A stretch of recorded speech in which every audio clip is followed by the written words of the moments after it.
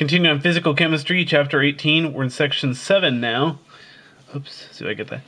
Okay, in this section we're going to talk about the law of corresponding states.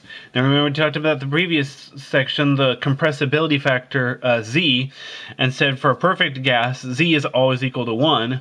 Therefore, the derivative of Z with respect to pressure is equal to 0. That's for a perfect gas only.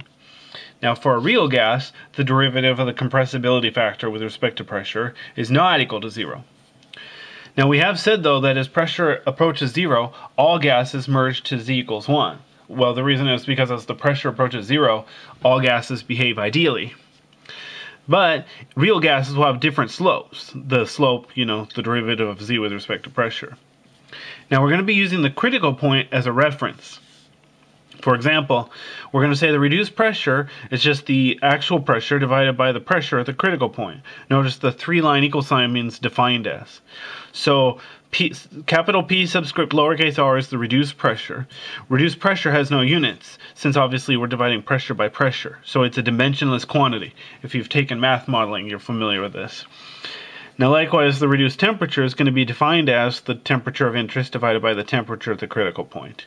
So capital T subscript lowercase r is the reduced temperature, and it too has no units. It's a dimensionless quantity. And then likewise, we're going to say the reduced volume is the molar volume divided by the molar volume at the critical temperature. So V subscript r is the reduced volume, but keep in mind it's molar, intensive. Of course, it would work out the same either way. So here's the statement of the law of corresponding states. Real gases at the same reduced volume and reduced temperature exert the same reduced pressure. Now another way to show that, we'll say the reduced volume is a function of the reduced pressure and reduced temperature. This actually works pretty well for spherical molecules such as methane. So doing the math around, you could say, okay, the actual pressure is equal to the pressure at the critical point times the reduced pressure, or the actual temperature is equal to the temperature at the critical point times the reduced temperature, or the molar volume is equal to the molar volume at the critical point times the reduced volume. Now the van der Waals equation can be rewritten some ways. One is similar to PV equals nRT except molar, so it'd be equivalent to P molar volume equals RT. But we have the correction factors. So we have pressure plus the correction factor A over molar volume squared times the molar volume minus correction factor B is equal to RT. That's one form of the van der Waals equation of state for a gas. So putting in the reduced quantities, we have the reduced pressure plus 3 over the reduced volume squared times the reduced volume minus 1/3, and that's equal to 8 times the reduced temperature over 3. So what we have now is a form of the van der Waals equation, but there's no gas constant R, there's no A, and there's no B.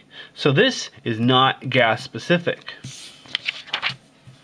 Okay, now, again, here's the law of corresponding states. Real gases at the same reduced volume and reduced temperature exert the same reduced pressure, or reduced volume is a function of reduced pressure and reduced temperature.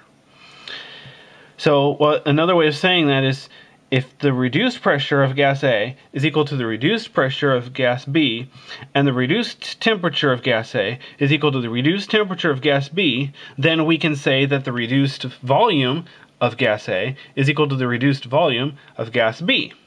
And again, this works best for spherical molecules.